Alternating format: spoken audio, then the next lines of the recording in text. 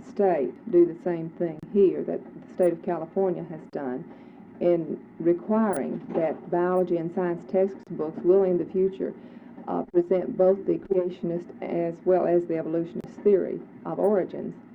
I would like for our Board of Education to petition the State Board of Education to do this. It's my hope that I can bring this to the attention of the public, that one state, the state as large as California, has taken a stand on this, and that hopefully people locally will take this matter up. It's not, yes, go ahead. Would this not get involved in the ban against separation of the church and schools? And what I'm asking for is that we present fairly the arguments for creationism as well as evolution. Creationism is as scientific as evolution. I'm not saying that we are asking for a presentation of faith as opposed to fact. What I'm asking for is a presentation of scientific fact, and then the theories that we have that go beyond scientific fact.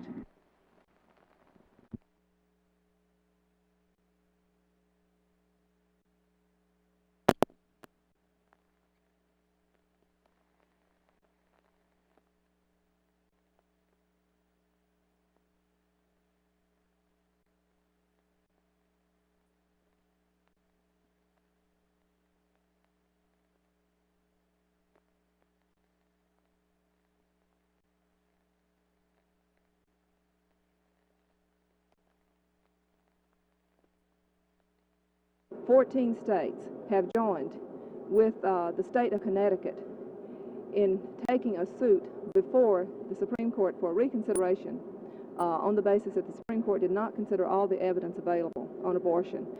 The state of Virginia has refused to change their laws. Other states have taken the position that they will not change their laws, that they've even passed resolutions that any doctor who does an abortion does so at his own peril. And we can do that in West Virginia. We don't have to just sit back and roll over and let this thing go through like this. There's a higher law than the Supreme Court, and there's the law of God, and we can't back down to 9 men who tell us that they're going to take the lives of babies.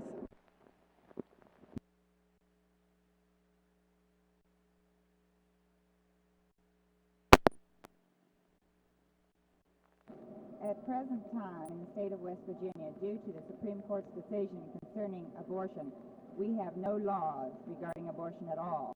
The West Virginia Council of Churches feels that it is important to have guidelines established concerning abortion laws in West Virginia.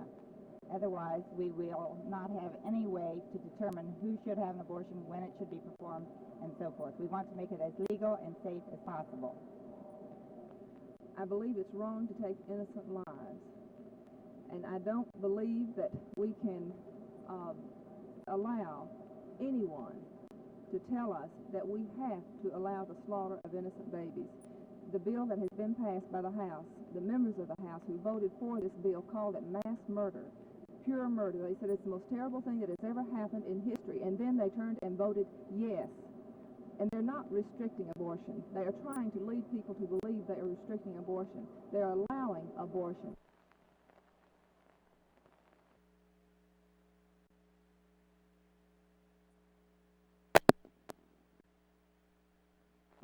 At present time, in the state of West Virginia, due to the Supreme Court's decision concerning abortion, we have no laws regarding abortion at all.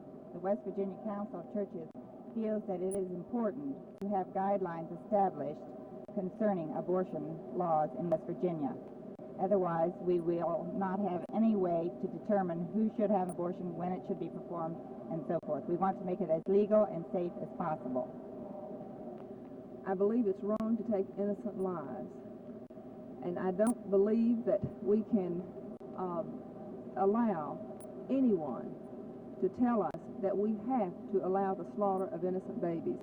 The bill that has been passed by the House, the members of the House who voted for this bill called it mass murder, pure murder. They said it's the most terrible thing that has ever happened in history, and then they turned and voted yes.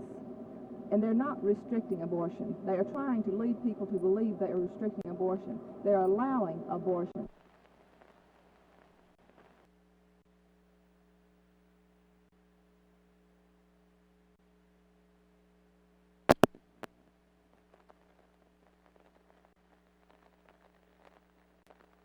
Well, it happened so quickly, I'm not sure if anyone can explain it exactly. The only thing I know is that the board had taken a short break to stretch while we were waiting to hear another report. And I started to sit down in my seat, and with that, some man jumped on Mr. Stump from behind and started beating him around the head, and I pulled the man off. And then there were 4 or 5 people got involved in the scuffle. Do you think this may result in closed meetings in the future? No, I don't. I don't think it ever will. I think a Board of Education is a public body, and we'll just have to take better precautions so that this... The coalition has said in the past that we would be in attendance at all board meetings. We would be there in an orderly fashion to learn. We learned a lot last night. We learned that we have a one-member Board of Education, Alice Moore. The board must be aware that Mrs. Moore does not represent the interest of all of Kanawha County. If they are not aware, they have either not been listening or they have not chosen to listen. Either case is not acceptable. A set of textbook guidelines to be used in selecting textbooks for all learning experiences cannot and must not be acceptable when these guidelines contain only the input of one individual on the board. The only assumption the public can make at the present time is that the present board is in total agreement with Mrs. Moore. If this is not the case, then their actions belie their feelings. The protesters keep telling me that by their works we shall know them. Let us look at those works. We have Christians who are rude and will not even hear others pray. Christians and their non-Christian friends who will throw out a 400-page book because it contains one damn and then curse you soundly and joyfully in public before God and their children. Why is it we did not have adequate police protection there last night for those board members? There were some reports that abusive comments were made at last night's meeting. Is that true? There were. The thing that disturbs me about last night were some of the comments that were made that were anti-Semitic, and again, taking off on black people. The comments were very abusive. The board members had to take a great deal of that last night, and this is one of the disturbing factors in this whole controversy.